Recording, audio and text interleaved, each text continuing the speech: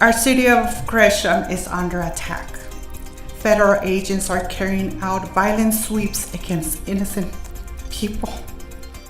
Now it's 7 o'clock. People in Gresham calling on City Council to declare a state of emergency because of ICE activity in the area. We're going to have Council's response to that coming up with a live report. Plus, piles of garbage and a plan to close its doors. Why health officials worry the loss of a Portland hospital could leave a big gap in critical care. Also coming up. Incredible, unbelievable. There aren't words. This is so generous and surprising. Reactions to an anonymous donor giving a gift to dozens of students at the University of Washington. We're going to have more on their reaction to what some are calling a life-changing gift as we kick off the 7 o'clock hour of Sunrise right now.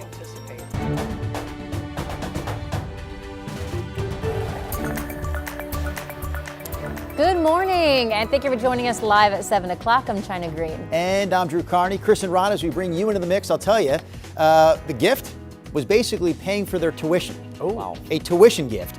More details on that coming up, but I think the reaction is pretty good, so you want to stick around for that story. Yeah, well, I mean, the story said life-changing gift. That's a life-changing gift, right? Absolutely. We have a nice morning out there. We have been watching some fog, but so far nothing overly bad has been showing up. In fact, the visibility's been good all morning. Looking at our state capitol down in Salem, 42 degrees. Sometimes it's really foggy crossing the Columbia, but it's a little low cloud deck here, but you can see the bridge just fine. The interstate bridge from the Springs at the waterfront in Vancouver, temperature 41, winds are calm. There are the clouds. This is Chehalem Tasting Room out in Sherwood. 41, so there you go. Really uniform temperatures. To the bus stop we go. Fog, cloudy, 40 degrees on average. Sunrise 7:33. It'll be about 46 at noon, 48. Light winds when the kids get out of school. So really pretty comfortable day for the third day of December. Here's Chris. We found one of those fog pockets, Rod. That right there is Highway 43, I-205 south at Highway 43, crossing the Abernathy Bridge into Westland. So be on the lookout for that. In fact, while we're on the fog topic here, Eastern Oregon right now, Umatilla, Pendleton area, under a freezing fog advisory. If you're traveling Interstate 84 out towards the Blues, just be aware of that. And if you see fog out there, obviously the road could be a little slick. Locally, drive picking up a little bit. There's I-84 westbound coming out of the Hollywood district. We've got a few more cars on the road there, as we do at the Sylvan Hill. We're riding the brakes a little bit coming down the hill from the zoo into the tunnel. And last but not least, can count on this. Every morning at this time, slowing at the Interstate Bridge. Nothing unusual here, but it is busy. Just shy of 20 minutes now. Get you in from Main Street to the Fremont. Guys? Thank you, Chris. Gresham residents want the city to declare a state of emergency because of ICE activity in East Multnomah County. So people who live there had a chance to address Gresham City Council last night regarding their concerns. Sunrise reporter Corey Johnson has been live for us all morning out in Gresham. She joins us now with more on this. Corey? Good morning, Drew, China. That's right. Community members are calling the current situation in Gresham right now a crisis. They say families and businesses are being torn apart and children are afraid to go to school. Now, Gresham City Council members listened as community members urged the city to declare a state of emergency Tuesday night. This after the cities of Hillsborough, Forest Grove, Salem, Cornelius, and Woodburn have all recently taken similar action. City leaders released a statement saying they would consider feedback from the community and relay concerns to federal elected representatives. Gresham's council did not vote on the issue Tuesday night since it wasn't on the agenda, but they did say they would discuss it in the coming weeks. During Tuesday's testimony, community members say they hope the move will allow the city to direct funding to nonprofits that could help community members in crisis. Our city of Gresham is under attack. Federal agents are carrying out violent sweeps against innocent people. They claim are criminals. That is simply not true. They are not targeting criminals. They are targeting our neighbors. Now, Democratic State Representative Ricky Ruiz was also at last night's meeting. He covers the Gresham area. Coming up later in our show, we hear more from him as well as community members who are demanding action. Drew, China. All right, Corey Johnson live for us with that story this morning in Gresham. Portland Mayor Keith Wilson, meanwhile, made his pick for the city's first long-term city administrator. It's a new position in Portland's reshaped city government. The mayor's choice is 41-year-old Raymond C. Lee. You see him right there. If city council approves, Lee would take on the responsibility of running Portland's day-to-day operations. Lee has been the city manager in Greeley, Colorado for the past 4 years. Greeley has about 1,600 city employees and an annual budget of $515 million. Here in Portland, Lee would be responsible for 6,500 city employees and an annual budget of $8.6 billion. So a much bigger staff and a significantly bigger budget. His pay would also jump up. Lee is making about $315,000 a year right now in Colorado. The Portland job would pay him $370,000. And his first day on the job would be Monday, December 29th. A specialty hospital in Northeast Portland is getting ready to shut down, and some local healthcare workers say this is a troubling sign for the city. So on top of the closure, we've also covered complaints from neighbors who say trash has been piling up inside the hospital's gates. KGW's Libby Dowsett joins us live outside Vibra Specialty Hospital with more on this. Good morning, Libby. Good morning. Well, according to the CEO, come February 1st, more than 300 employees at this critical care facility will be out of a job. And if you haven't heard of it before, the Vibra Specialty Hospital of Portland takes both critical care patients and chronically ill patients who may need extended care, that step between traditional hospitals and rehab centers. But Monday, 310 employees found out they'd be laid off from Vibra in 60 days. These layoffs include nurses, nursing assistants, therapists, and pharmacists. The CEO of Vibra telling us this decision to close the hospital reflects ongoing financial challenges that have made it unsustainable to continue operations at this location. Some neighbors we spoke with say the hospital will be missed. This hospital is just for long-term acute care. I hope they can find a way to keep it open, because if they close it, the building will be sitting there empty. And we heard from other neighbors concerned about this. Piles of trash stacking up inside the hospital's gates. The Hospital Association of Oregon says this will be a big blow for patients because there will be fewer beds at other hospitals and a backup at the ER because there will be no place for current patients to go if facilities like this are not available for long-term care. Back to you. All right, Libby Dowsett live for us this morning there in Northeast Portland. Over in Southeast Portland, the site of a brewery that closed its doors earlier this year is now a homeless camp. So neighbors are hoping that the city can do more to clean it up. And this is what it looks like around what used to be Assembly Brewing off Southeast Foster. The business closed in May, and since then campers have moved in. Some people told us that they were kicked out of a nearby shelter. What else can we do, you know? They just threw us out on the street. It's getting harder and harder. It's now December. It's really cold. Our customers, when they do come to see us, they drive by that, and we get a lot of people from out of town that come in and they just look at it and like, what is going on here?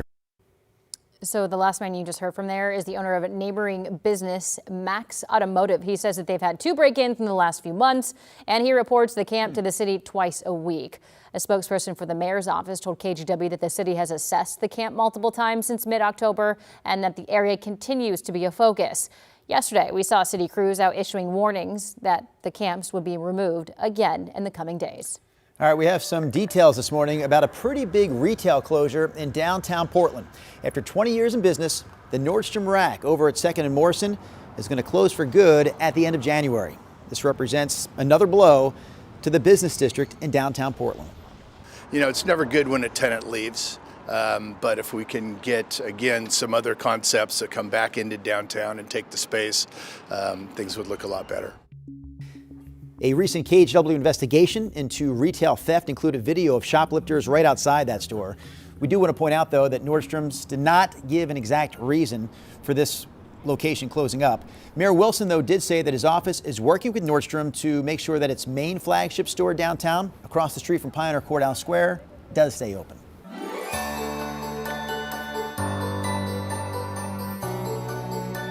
Four, three, two, one. There you go.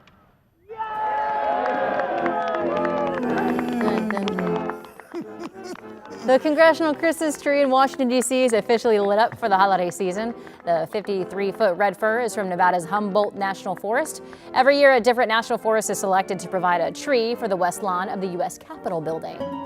Rod pointed out earlier that the reaction there was pretty light. Yeah. I mean, the hand clapping was almost not even audible. Yeah. All right, here's something to get excited about. Let's everyone cheer for the KGW Great Toy Drive. Woo. We have less than 2 weeks to go now. So here's an easy way for you to help today. You can hop online, give a cash donation at kgw.com/toy. We will use that cash to buy more toys. And this is a great week to give because Oregon Corrections Enterprises is doubling all those donations this week. Plus, 2 more things to let you know about. 2 collection events coming up this weekend. The first is on Saturday at the Washington Square Mall. You can drop off new unwrapped toys from 11 to 2 there. And we're also collecting toys on Sunday at the Oregon Ballet's matinee performance of the Nutcracker. Speaking of the Nutcracker, I don't have kids, but if I had a daughter, I would love to take her there and have it be like a yearly thing. Yeah, absolutely. I think that would be so fun. And what would you do if you had a son? He'd stay home and have to watch the dog? I mean, I just don't think he would. He's kind of. I love the ballet because I go and I marvel at the athleticism, which is, as everybody knows, is just off the charts. Sure, amazing. but a 4-year-old boy who just wants to he play might with cause some disruptions. trucks and Legos and be like, He may Mom. cause some disruptions. Smuggle a sandwich in. Oh, It'd be fun. That's it. Yeah. All right, here's a look at your day planner today. We have some fog. So far, it's not a big story. Otherwise, it's cloudy out. We expect a mostly cloudy day today with light winds. Sun up, 7:33, so we're getting closer. It goes down at 4:27 now. 40 out the door, 44 late morning, 48 looks to be the high in that 2 or 3 o'clock hour, and then about 46 degrees at 5 p.m. So pretty quiet Wednesday expected. Here are the clouds from our Snookwiz Casino Resort camera in Lincoln City. Temperature at the beach with no wind, pretty identical to the valley at 41 degrees. You get up to the mountain, the cloudiness is thin, so that's kind of baby blue skies off of the flank. And that is that inch of snow that fell the other morning. They haven't lost it because it's been cold. 27 is the number up at Timberline right now. And there's our beautiful Christmas tree looking down at the square from the Pioneer Park building. Temperatures out the door, generally upper 30s, low 40s. Anybody colder? Well, yeah, Sandy's 35, and we do have Happy Valley and Oregon City now down to 36 degrees. Salem's been holding in the 40s, 42 and 42 up in Canby and Aurora as well. That's Decatur now. That spot is now showing 32. That would be our only spot with some freezing temps. Here's a look at the map later today. Up to about 50 at the beach, cloudy skies, light winds, at least a chance of some light moisture, especially north coast later today, but you might stay dry. And then we've got the 30s and increasing clouds out east. Tomorrow morning kicks off our next rainy stretch. Rain at times tomorrow, Friday, Saturday, Sunday, Monday's dry, another system on Tuesday, and it will be mild. Look at Friday, 45 in the morning. Actually, could be 50 at sunup Friday morning, then 55 in the afternoon. That's your update, and here's Chris. Thanks for that. The drive time's starting to creep up on us a little bit. There's your commute from Clark County anyway, I-5 up to 18 minutes from Main Street to the Fremont Bridge. There's the live look right now near the Interstate Bridge. The trip from Wilsonville getting a little bit busier. There's northbound I-5 at Wilsonville Road. And there's the fog in West Lynn coming off the Abernathy Bridge. Speaking of West Lynn, reminder, Oregon City, West Lynn, the Arch Bridge, the westbound lane closed through December 10th. Those daily closures are from 9 a.m. to 2 p.m. So ODOT can do some ADA ramp improvements on the West Lynn side of the bridge. And then this weekend, the I-205 Abernathy Bridge will be closed overnight. This is a full closure Friday night and Saturday night from 11 to 6 Friday, from 11 to 7 Saturday night into Sunday. So just wanted to give you the early heads up on that. China? Thank you, Christopher. Still ahead, a senior living facility is helping residents in their golden years go green. A look at the first ever rose port coming up on this month's Good Energy segment. And ahead in your national headlines, police across the country are warning about a dangerous social media trend that has teens kicking on people's doors in the middle of the night. The KGW Plus TV app, streaming 24/7. Local news from the team you trust on your time. Track how the weather will impact your day. It's certainly becoming increasingly hazardous. Extended, continuous coverage of breaking news live from the scene. That snowpack is still heavy. Go deeper with in-depth interviews and exclusive reporting. All the local news you need, live or on demand.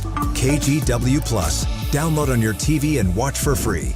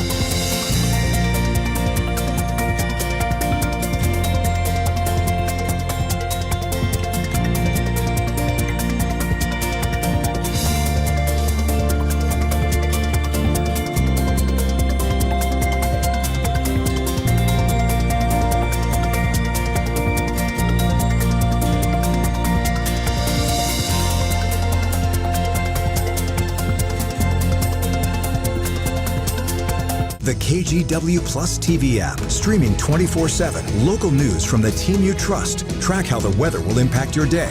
Breaking news live from the scene. All the local news you need. KGW Plus. Download on your TV and watch for free. On Weather Impact Alert Days, stay informed, prepared, and connected with KGW and KGW Plus. Coverage that alerts you to what's coming and how it will impact you. Watch extended weather coverage on KGW Plus. All right. You know what today is? It's a KGW Good Energy Day. So this is a day where we showcase people, businesses, and communities that are doing good things for the environment. And for this morning's Good Energy Report, Chris McGinnis takes us to a unique senior living facility in Southeast Portland. At Portland's Rose Villa Senior Living, a burned-down garage has turned into an opportunity and the launch of a long-term resilience plan. The community is unveiling its first ever Roseport, an earthquake-resilient structure built to generate solar power, store backup energy, and convert rainfall into drinkable water after a disaster. When that happened, we ultimately decided that now was the time to build our first Roseport in the face of this challenge that happened with the garage being burnt down. This is the first major project in Rose Villa's 25-year Resiliency Action Plan, built to keep residents safer and more self-sufficient through earthquakes, storms, or longer power outages. One of the Roseport's most important features sits underneath the structure. So at full capacity, we have 3,100 gallons of potential drinking water for our campus, which is enough drinking water for our resident population for up to 7 days. Residents say that redundancy matters. Many still remember the week-long winter power outage 2 years ago and how close they came to losing vital medical equipment.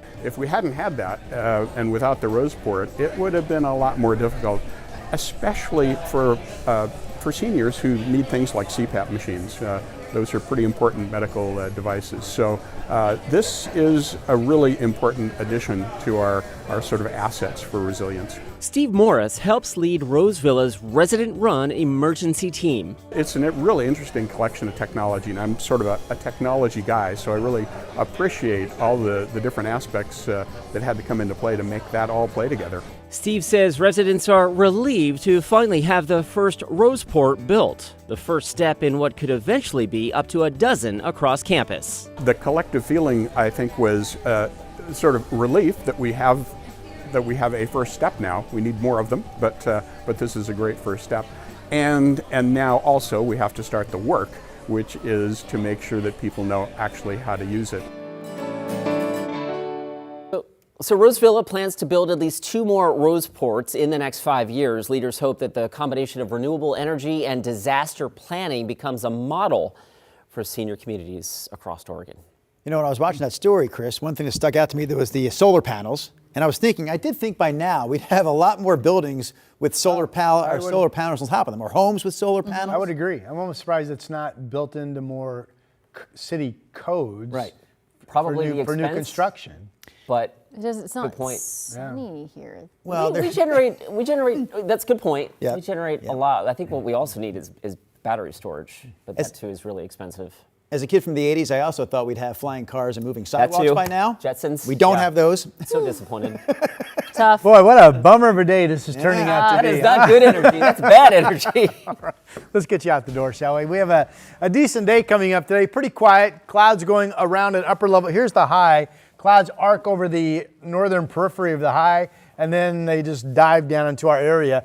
Now back in here, there's a thicker depth of clouds with a warm front that will bring rain inland, but that's not expected to happen until tomorrow morning. So while there could be some traces of moisture with the cloud deck today, generally we expect to be dry, and we expect these clouds to continue marching or increasing across central and eastern Oregon during the day, which Futurecast shows. Here we are at 4 o'clock this afternoon, clouds out east. And then here's tomorrow morning, the first wave of rain coming in.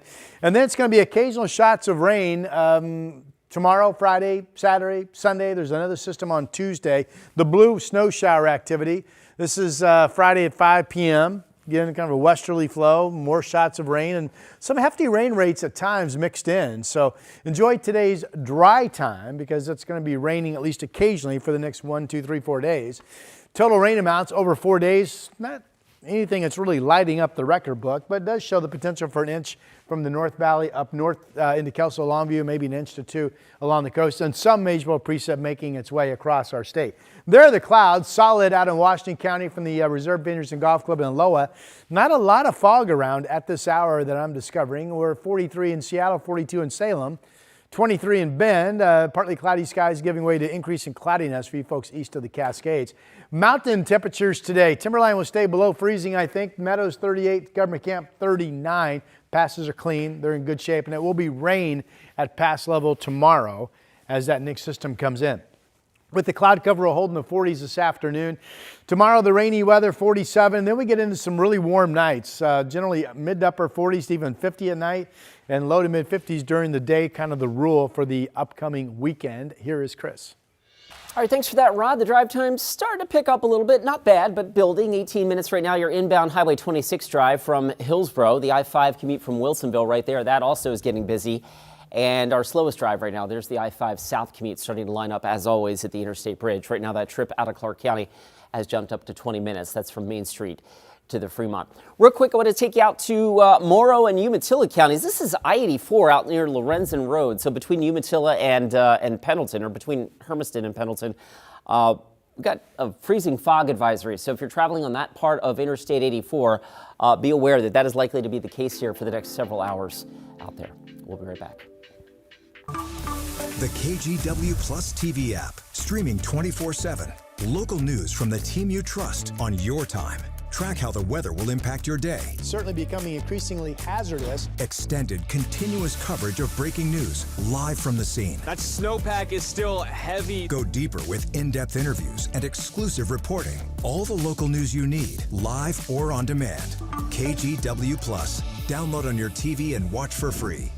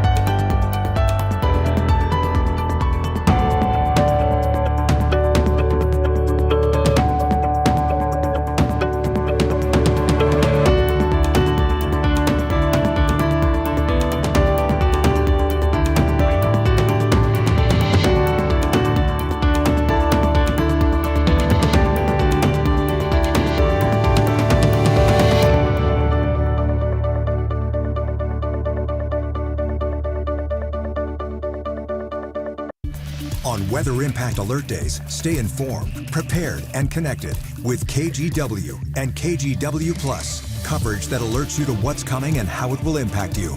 Watch extended weather coverage on KGW Plus. The KGW Plus TV app, streaming 24/7. Local news from the team you trust. Track how the weather will impact your day.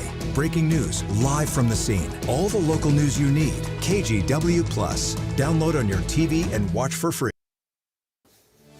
Police across the country are warning people over a social media trend that's leading to teens getting arrested.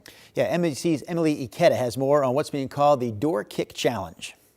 911, where is your emergency? Sweet Briar Branch Lane. Someone just tried to kick in our front door. Watch as a masked teen forcefully shoves his foot into a front door, part of a social media trend raising alarm across the country known as the Door Kick Challenge. St. Johns County Sheriff's Office says 3 teens did this at multiple homes last week in Florida. They tracked them down from above. We got 3 secure.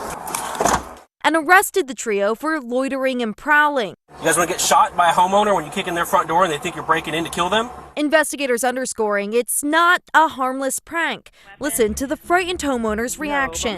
My husband was going to open the door with our gun, but he did not. He still has his weapon out though, correct? His weapon is, in his hand, in case they come back. Home security cameras have captured the Door Kick Challenge from Arizona to Minnesota to California. What may be fun or a cool thing to do amongst their friends and post it on social media is very traumatic to those and terrorizing to those on the other side of the door.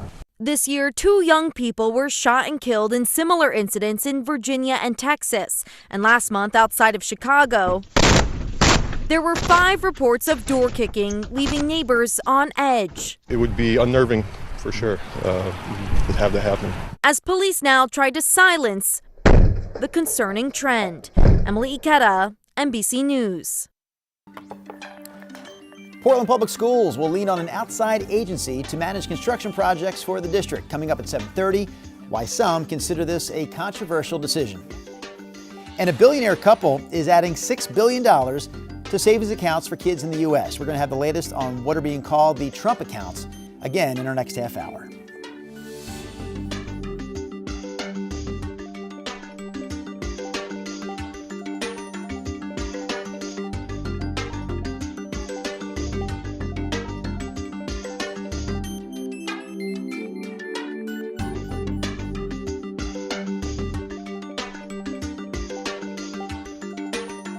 KGW Plus TV app, streaming 24/7. Local news from the team you trust. Track how the weather will impact your day. Breaking news live from the scene. All the local news you need. KGW Plus. Download on your TV and watch for free. On Weather Impact Alert Days, stay informed, prepared, and connected with KGW and KGW Plus. Coverage that alerts you to what's coming and how it will impact you. Watch extended weather coverage on KGW Plus.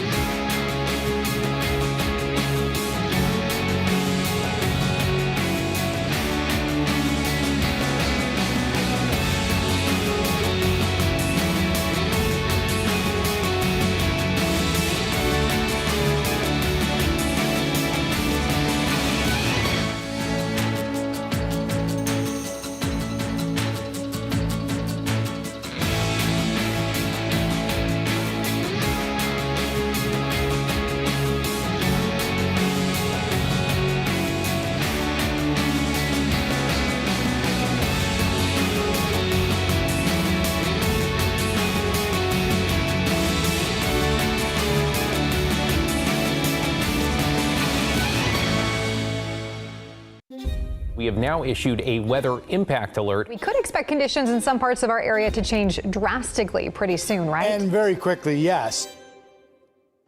This is significant rainfall coming our way. You'll definitely want to be extra cautious. Certainly becoming increasingly hazardous. We've got the potential for some tree limbs or even trees or power lines to come down. Of course, when you hear thunder, it's always best to take cover. On Weather Impact Alert Days, stream extended coverage on KGW Plus.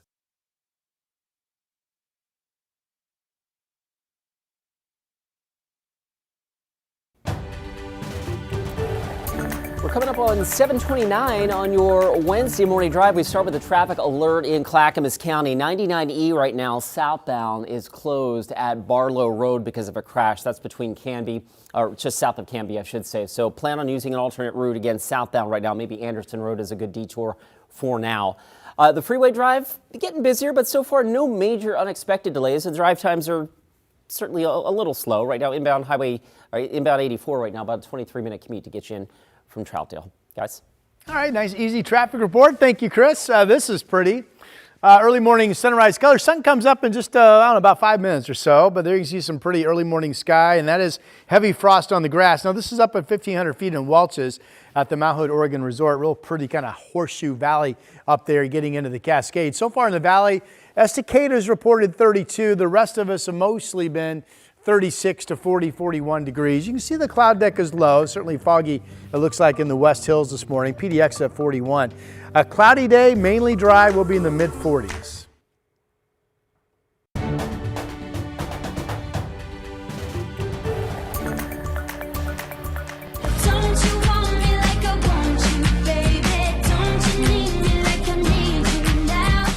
So that's APT? Mm-hmm. I know that song. That's the song, yeah. Yeah, I didn't think I knew what APT was, but I do know that song.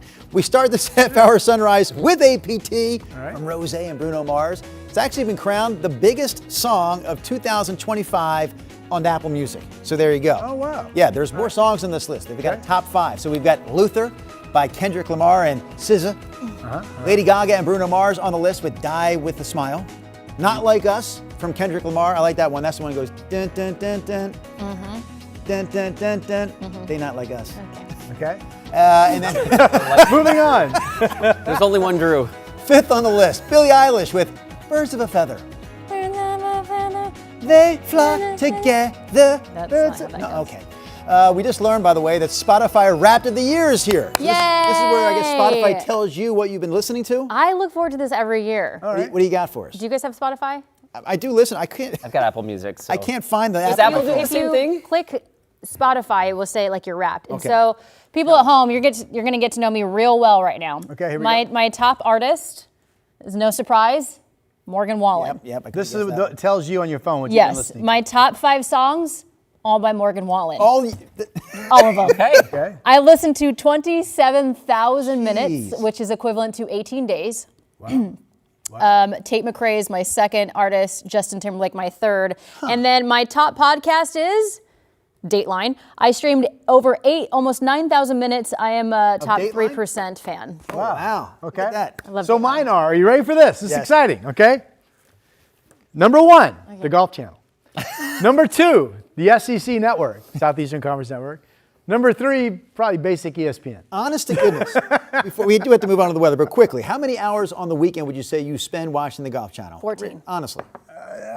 Well, I mean, it's not golf season right now, so On probably a good golf weekend. On a good golf weekend, probably for at least 12. Good for you. Yeah. Good for you. Look at that man that has all that time on his hands. Hey, you know. We envy you, Ron. Now, as I walk over here. Whoa, look what the heck is that? My daughter makes fun of me because I listen to golf on the radio. Here's the announcer. And the putter goes back and the ball's rolling toward the hole. Oh, it just missed on the right side. It draws you in, man. Does it? Give me golf announcer voice for what the heck is happening. All right, and this is our Timberline, one of our Timberline cameras. We have 2 of them. So this is obviously the iris is being a little washed out by the rising sun off to the east. Sun is just now starting to come up, but that is really pretty colors, right? There's a mid deck, and then you've got some clearing looking off to the east. Temperature up there, by the way, is 27 degrees. Here's the state capitol. So far, great visibility. Clouds are low, but the visibility is good, 42. And here's our day moving forward. Generally, we expect this to be a gray, quiet day with light winds. Temperature 46 degrees at noon, 46 at 5 p.m. It could get up to about 48. Now, if you're ready, here's Chris McGinnis. He's just walked over to the traffic wall. So quiet, so suspenseful. Actually, on a serious note, though, I do have a traffic alert right now in Clackamas County. 99E right now, southbound lanes closed between Canby and Aurora. The closure is actually at South Barlow Road. Anderson Road may be a decent workaround for you right now. I'm working to get more details on this crash, but southbound 99E, again, a no-go near Barlow. All right, back to the freeway drive. It hasn't been that bad out there this morning. We've had some patchy fog here and there. It looks like that fog that we had down in West Lynn is lifting. This is I-205 near the Abernathy Bridge. There's your trip from Wilsonville over on the left-hand side of your screen. That northbound drive is up a little bit, but still, again, not bad. 27 minutes gets you in from Wilsonville Road into downtown. China? Thank you, Chris.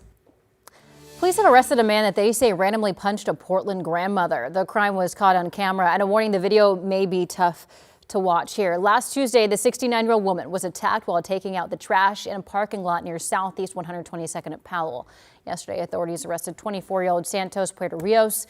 They say he's also suspected of assaulting a 21-year-old a few blocks away just 15 minutes after this assault. The suspect was taken to jail at the time and then later released. He faces 2 counts of 4th-degree assault, and more charges could be added.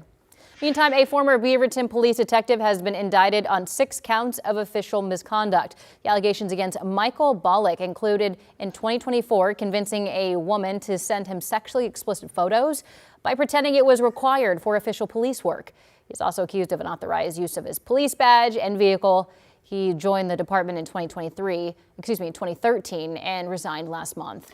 We're learning more about the 2 Oregon State football players charged with DUI and reckless driving. So wide receiver Jimmy Valson III and David Wells Jr., both charged last month. Neither of those players made the trip to Pullman last weekend for the Beavers game against Washington State.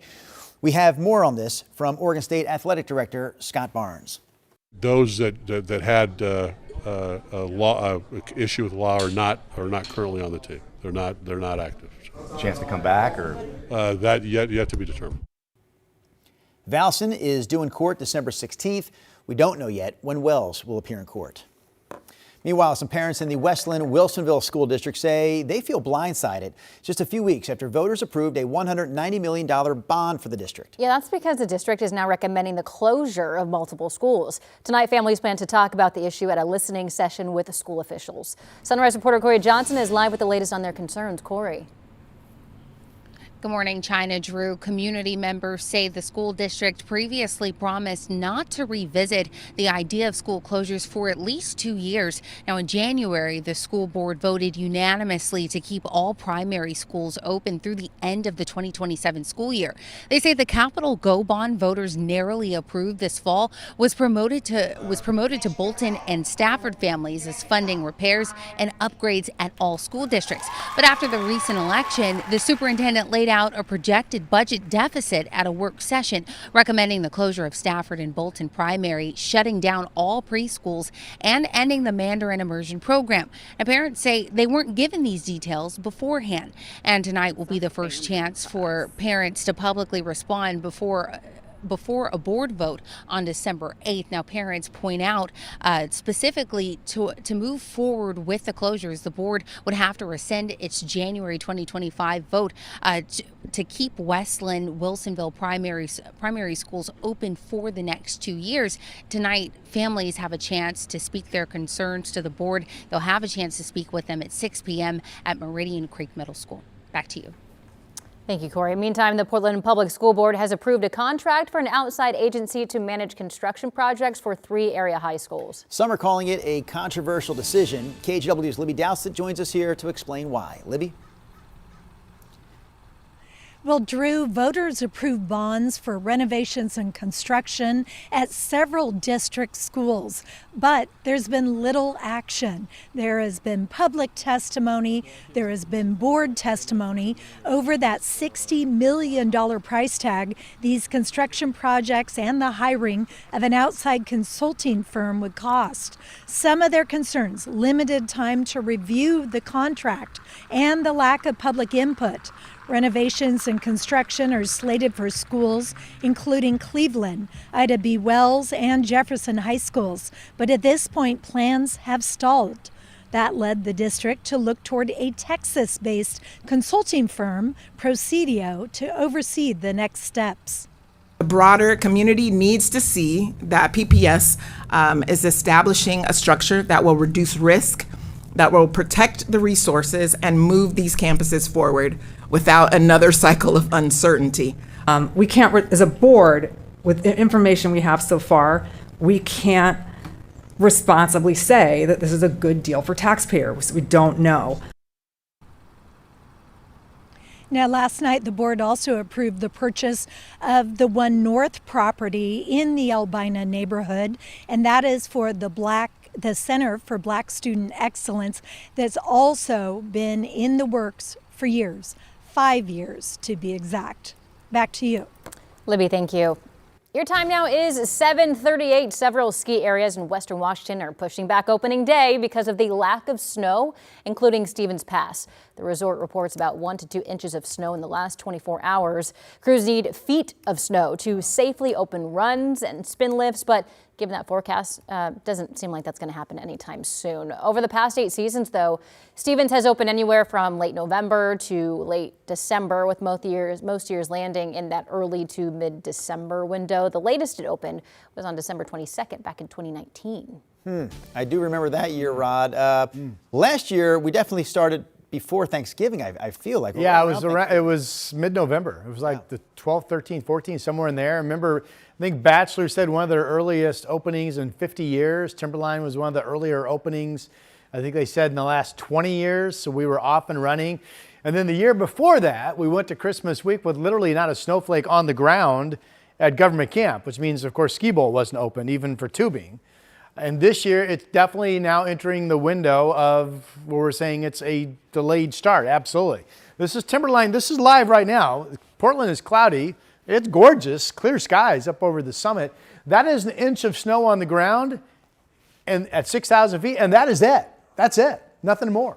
27 degrees. We have not started to build any snowpack at the elevations of our resorts, 4,000, 5,000, 6,000 feet. And with the next run of moisture starting tomorrow and occasionally wet weather here in the valley and at the coast all the way into the first part of the week, look at what the snow levels are going to be. It's rain at Timberline tomorrow. That inch of snow I just showed you will be gone. Could be rain at Timberline Friday. Kind of a mixed bag at pass levels, but generally wet conditions on the highways Saturday and Sunday. Monday's dry, and then that's rain potentially at Timberline next Tuesday.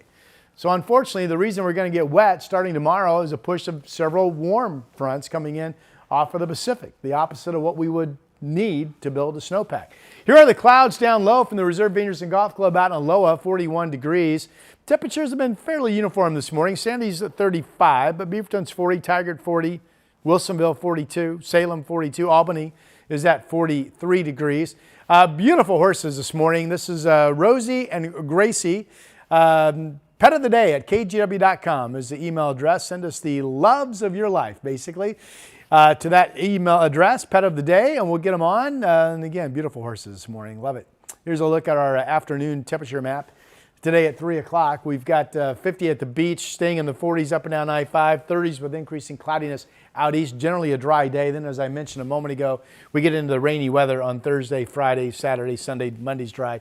Tuesday, more rain. All right, here's Chris. Rod, thank you for that. We pick it up with that traffic alert again in Clackamas County, south of Canby. 99E right now, southbound lanes closed at Barlow Road because of a crash. Your traffic solution to get around this, maybe Anderson Road to the north might be your best bet. Again, southbound closed, northbound remaining open at this point. Back to the freeway drive as we're deeper into that morning commute. We're getting busier, but I don't have anything that's like way out of whack, right? These drive times are all about what we would expect for this hour of a Wednesday morning drive. Nearly 30 minutes now to get you from Hillsborough, and the I-5 South commute almost 25 minutes now. Main Street to the Fremont Bridge. Drew? All right, thank you, Chris.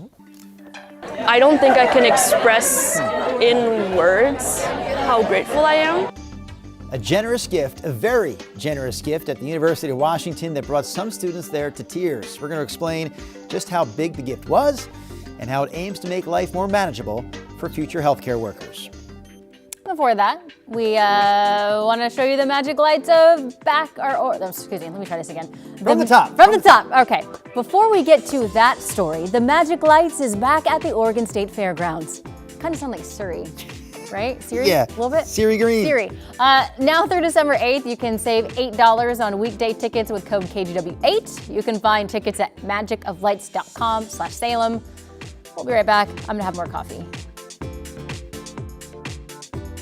On Weather Impact Alert Days, stay informed, prepared, and connected with KGW and KGW Plus. Coverage that alerts you to what's coming and how it will impact you. Watch extended weather coverage on KGW Plus. The KGW Plus TV app, streaming 24/7. Local news from the team you trust. Track how the weather will impact your day. Breaking news, live from the scene. All the local news you need. KGW Plus. Download on your TV and watch for free.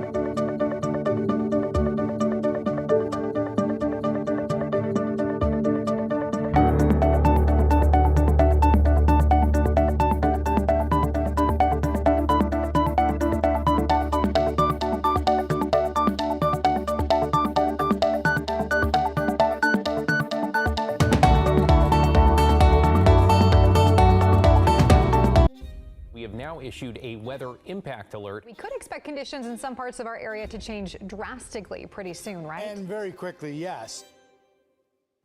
This is significant rainfall coming our way. You'll definitely want to be extra cautious. Certainly becoming increasingly hazardous. We've got the potential for some tree limbs or even trees or power lines to come down. Of course, when you hear thunder, it's always best to take cover. On Weather Impact Alert Days, stream extended coverage on KGW Plus.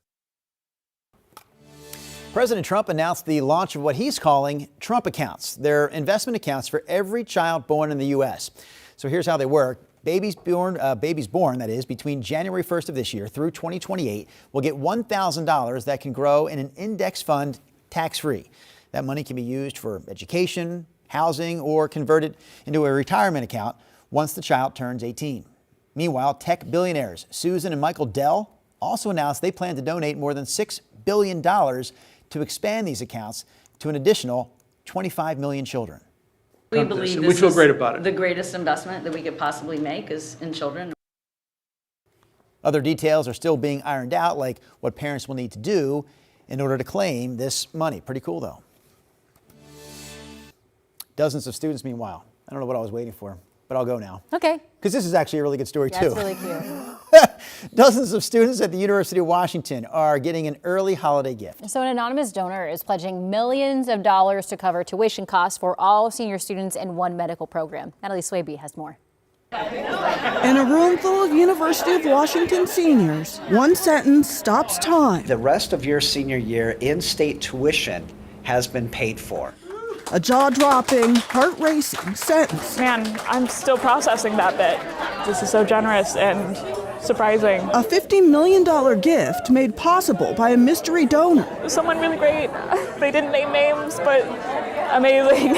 Whoever it was, I don't think I can express in words how grateful I am. The anonymous benefactor even delivered lunch. Dick's Drive-In Burgers. The donor really loves Dick's. And so this was a way to connect them, even though we couldn't share the name of the donor. It connects them with something that the donor really loves. The gift is going to UW's Medical Laboratory Science program, wiping out tuition costs for students' clinical rotations in their final 2 quarters. And for our students, that is a huge deal. That is about $4,000 to $5,000 per quarter. So $8,000 to $10,000 that they're going to be able to save. We have some students who experience food insecurity, and when you're at that level of experiencing insecurity financially, tuition is just yet another burden. I work a part-time job right now. I just finished working 2 full shifts over the weekend, the holiday weekend. I'm exhausted. For Ellie Lowe, the gift gives her a chance to catch her breath. To just know that there are 2 quarters where I don't have to take out more loans. I don't have to work as hard as I have been. I can finally focus in on the career that I absolutely love is an incredible, incredible gift. I just hope that they can see it in our faces. We're all so relieved and so happy, and this is more than money. This is so much meaning for all of our lives. I would cry ugly tears if that happened. I mean, ugly. Let's see it. Kim Kardashian. Do it. Make it happen. It's just to put you inside the mind of Rod Hill as we're showing this story and we're watching this story together, the 3 of us. Rod pipes up. They buried the lead. So they present this great gift to these students, and during that presentation, they hand out some food, and Rod's like, "Oh, they got food too?" Yeah, they buried the lead. They got lunch. The food costs about $100 maybe. No, seriously, that tuition world has changed so much when I was a kid. I remember I went to the University of Missouri. It was my senior year. This was back in 1984. It was the first time that in-state tuition hit $1,000 for a semester. Wow. I mean, my freshman year, it was like $3-something a semester, and that was all the hours you wanted to take. You wanted to take 20 hours, 15, it was $300 and some odd a semester. Now, I'm a lot younger than you, right? A lot younger. No. But just a few years We get it. In the mid-90s even, I went to Temple University in Philadelphia. The entire calendar year, not a semester, but the entire calendar year, I remember this number, it stuck in my head, $5,200. $5,200 for a full year of tuition. Okay. That's no scholarship or anything. That's, to me, it's like, what? Yeah, I think mine was 10 for the whole year. It's just out of control now. The state schools, because our kids are, looking at that right now. Oregon, I think base is $38,000 a year if you live in state, and Oregon State is $33,000. Yeah. From $5,000 when I was going there to $38,000. My goodness. Now I should mention as I go to the weather wall, it wasn't all great. Yes, tuition was cheap, but our football team wasn't very good. So Drew can appreciate that. So. Yeah. Same Z's. There you go. We have clouds kind of drifting down into Oregon and Washington. Generally speaking, we expect there's just to be clouds today and not rain. The first wave of moisture that will push inland is on track for tomorrow morning. The clouds will push east across our state, however. So if you have some morning sun, enjoy it because clouds are coming. This shows cloudiness out east at 4 o'clock this afternoon. And here's the rain offshore in green. And here it comes in tomorrow morning, especially if this is exactly right. Tomorrow morning at 9 o'clock, it would be a steady rain up I-5 from Portland to Seattle. So if your plans have that, keep in mind. Also, this shows rain out in the Columbia Basin from the Dalles out to Pendleton. And then that pushes through. It turns into some snow showers later in the day in blue out in eastern Oregon. And then there's a wave of rain Thursday overnight with another front that comes in. Showery weather, rainy areas follow during the day. This shows more rain south of Portland Friday afternoon, but moisture up and down the Cascades. Here's a closer look at all this with the clouds coming in. Then here's that first batch of rain tomorrow morning. And again, here's later in the day with some snow showers tomorrow afternoon out toward Baker City. How much moisture are we talking about? Well, it shows we could pick up an inch or so from Portland up to the north and 1 to 2 inches of rain at the coast. So that's what we're looking at moving forward. We're in the generally mid to upper 30s to low 40s out the door this morning. We get up to 48. This is a quiet, dry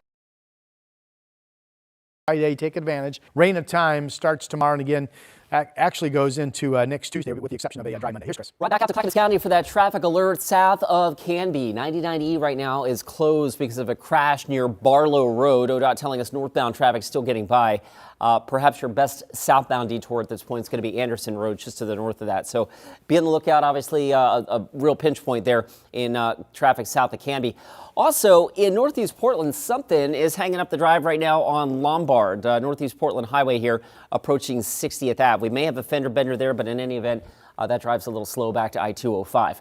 Our freeway commute, again, getting busy as you would expect for this hour of a Wednesday morning drive. There's your live look out near Murray Boulevard. The Sunset inbound right now, timing out to about 30 minutes at last check to get in from Hillsborough. We'll be right back.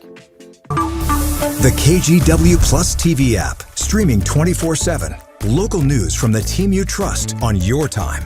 Track how the weather will impact your day. Certainly becoming increasingly hazardous. Extended, continuous coverage of breaking news live from the scene. That snowpack is still heavy. Go deeper with in-depth interviews and exclusive reporting. All the local news you need, live or on demand.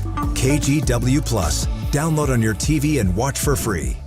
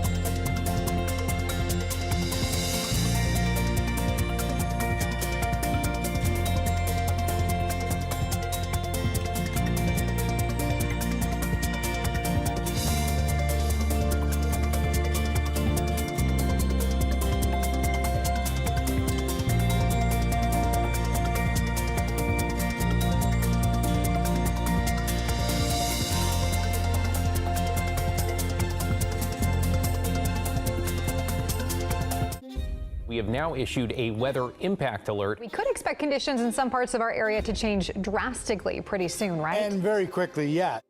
This is significant rainfall coming our way. You'll definitely want to be extra cautious. Certainly becoming increasingly hazardous. We've got the potential for some tree limbs or even trees or power lines to come down. Of course, when you hear thunder, it's always best to take cover. On Weather Impact Alert Days, stream extended coverage on KGW Plus. This morning, we're hearing from Oregon State's new head coach, Jamarcus Shepard. So he's aware, everyone is aware, that this will not be an easy job. The Beavers have only managed 7 wins the past 2 seasons. KGW's Joe Ranieri brings us more from Corvallis. Donning a 3-piece suit, the new head coach of Beaver football made it clear he was all about class, and his players are going to be all about class too, and his staff are going to teach it. That's what we need, is a ton of teachers on this roster, or on this staff, to give our players the best opportunity to learn, not just football, y'all. It's not just about football. You have to be able to teach them what being a good man looks like. Jamarcus Shepard has ties to the Northwest. He was an assistant coach for a year at Washington State and for 2 years at the University of Washington. For the last 2 years, he's been on the staff at the University of Alabama. Shepard found out he got the job while he was getting ready to host a Thanksgiving dinner last week. And on Tuesday, he was in Corvallis, where him and his family are used to small college towns. my family is resilient. They can adapt wherever. Like they're willing to adapt to wherever we're at. But we've definitely flourished in those smaller environments. The feeling around campus? I just hope that's like translates to our program, because I know there's been like cases where like well-known coaches will go to another program and it just falls apart even more. So like I'm really excited to see like what the future of our players is and what the future of our team is. Is a feeling that brighter days. I'm pretty excited about it. I'm a transfer. I went to UW last year, so I kind of came from a really big football school. So I have a little bit of hope that next year will be a little bit better. That longtime Beaver fans like Tyler Davenport remember. I got to OSU when the Rogers brothers were here, and that was just a really exciting time. And then the last few years have been a struggle. We'll soon be coming back to Reser Stadium. I hope they receive that it's about to be hard. It's going to be very, very hard. Joe Ranieri, KGW News. Coming up at 8, a major step forward for the long-delayed Center for Black Student Excellence. Portland Public School Board's just approved the purchase of a property for the center. We'll hear from community leaders. And we're also going to share the numbers that show Thanksgiving weekend was a record-breaking weekend for holiday shopping and traveling. The 8 o'clock hour of sunrise, just a few minutes away. We'll see you in 3.5 minutes.